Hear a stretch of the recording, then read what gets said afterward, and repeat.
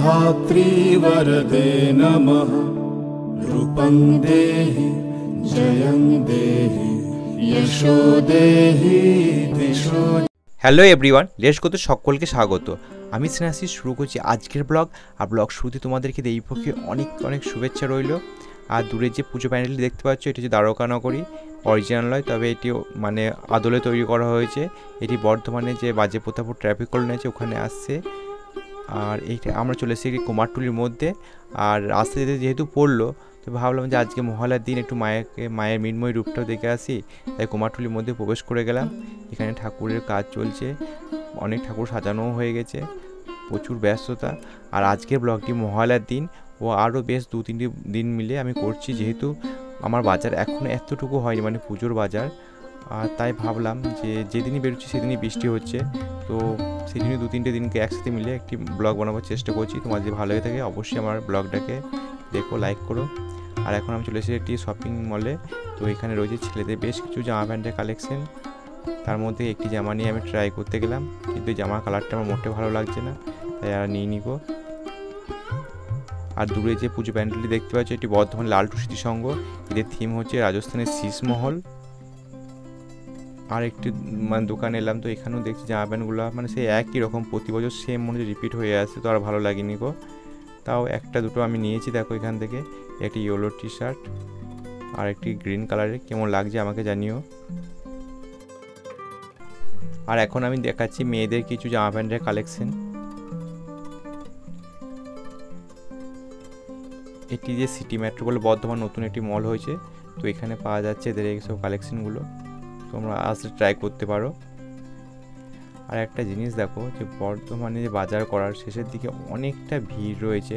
আমি তো ক্যামেরা সব দিকটা ঘোরাতে পারিনি গো, প্রচণ্ড ভিড়।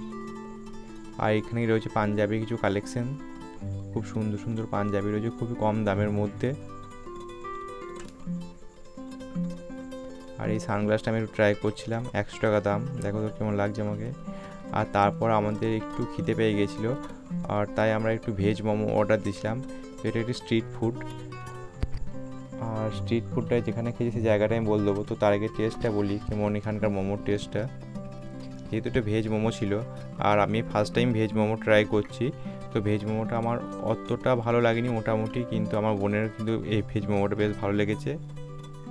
দেখতে পাচ্ছি এদের দাম আর জায়গাটা আমি দেখিয়ে দিচ্ছি। আদির মোহিনীমোহন যেটির কাপড়ের দোকান রয়েছে, তার উল্টো দিকে এটা রয়েছে শঙ্করের ভেলপুরি,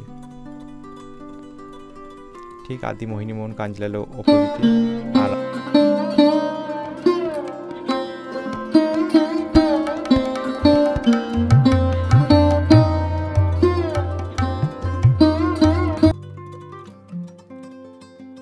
ছেলেদের মেয়েদের জামা প্যান্টের কালেকশন তো দেখানো হলো, এবার তোমাদেরকে কিছু দেখাবো শাড়ির কালেকশন। আর সেটি দেখাবো বর্ধমান জেলার গ্রাম সাইডে বেশ কিছু দোকানের শাড়ির কালেকশন। তো আমরা চলে এসেছি সেরকম একটি দোকানে, তো এখানে অনেক শাড়ি নামিয়ে রেখেছে। তো দেখো বিভিন্ন রকম রঙের শাড়ি রয়েছে, বেশিরভাগ হলো কটন শাড়ি। আর তোমাদেরকে একটা জিনিস দেখায়, দেখো ওই কর্নার একটি মেয়ে বসেছে, বাচ্চা মেয়ে, কি আনন্দ নতুন জামা পেয়ে, মনে হচ্ছে পুজোর সমস্ত আনন্দ তার কাছে। আমাদের কাছে আনন্দগুলো এখন আর সেরকম নেই, আমাদেরও ছোটোবেলায় ঠিক এরকম আনন্দটাই হতো যখন নতুন জামা পেতাম। তখন অবশ্য ওই একটা কি দুটো জামা দিয়ে খুবই খুশি থাকতাম আমরা, যে কখন সেই জামাটা পাবো আর ঠাকুর দেখতে যাবো, খেলা করবো সবার সাথে।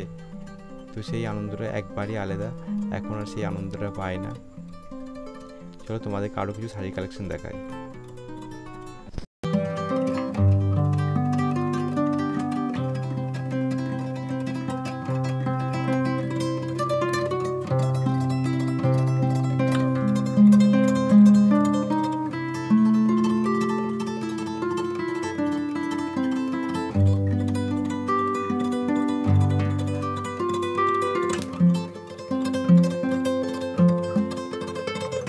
এবার বলি এখানে শাড়ির দামগুলো কেমন ছিল। এখানে শাড়ির দামগুলো ছিল 500 থেকে 2000-এর মধ্যে।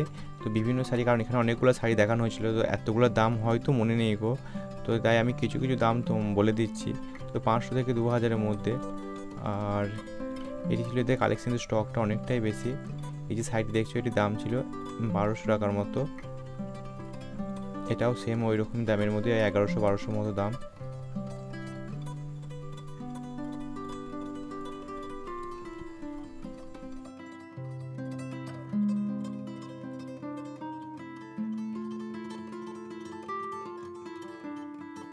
মহালয়ার আগে সেভাবে বাড়ি থেকে বের হওয়া হয়নি গো, টুকটাক কাজ লেগেই থাকতো, তাই বেরোতে পারিনি গো।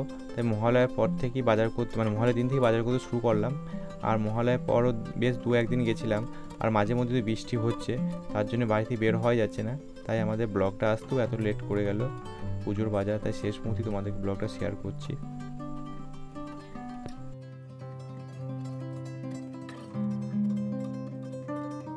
এবার যাব সবথেকে কঠিন যে কাজটি করতে, যেটি অনেক ধৈর্য ধরে বসে থাকতে হয়। মানে যারা তো দেখে তাদের জন্য ঠিক আছে, কিন্তু যারা যায় তাদেরকে অনেকটা সময় নিয়ে এই জায়গায় বসে থাকতে হয়। কি আর করা যাবে, তো সেরকম একটি জায়গা হলো এই ব্লাউজে শাড়ির রঙে ব্লাউজ মেলানো। তো খুবই কঠিন একটা কাজ, যেটি বসে বসে ধৈর্য ধরে দেখতেও হয়, কিছু করারও থাকে না খুব। এরপর এবার তোমাদেরকে নিয়ে যাব 250 থেকে 300 বছরের একটি দুর্গা মন্দিরে। তো এই দুর্গা মন্দির রয়েছে পূর্ব বর্ধমান জেলার মঙ্গলপুর থানার নতুনহাটে, আর এটি দত্তবাড়ি দুর্গা নামে পরিচিত। এইটি এই এলাকার সবথেকে পুরনো ঠাকুর। যদি কেউ বর্ধমান জেলায় বাড়ি আর ভাবো যে কোনো বনেদের বাড়ি পুজো দেখবো, তো তারা অবশ্যই এই জায়গায় আসতে পারো। বর্ধমান থেকে মাত্র 34 কিলোমিটার দূরে হচ্ছে নতুনহাট। তো এখানে এসে তোমরা দেখতে পারো এখানকার দুর্গা ঠাকুর। এখনও সাজ কমপ্লিট হয়নি, আমিও আসবো পুজোর মাঝে বা পুজোর পরও হয়তো, কারণ এখানে ঠাকুর বিষ্ণু ত্রয়োদশীর দিন। আর দেখো মণ্ডপে নিয়ে যাওয়া হচ্ছে মা দুর্গা। জয় মা দুর্গা। আর সবাই পুজো খুব ভালো করে দেখো, আনন্দে কাটাও। আর দেখা হবে তোমার সাথে আমার নেক্সট ব্লগে।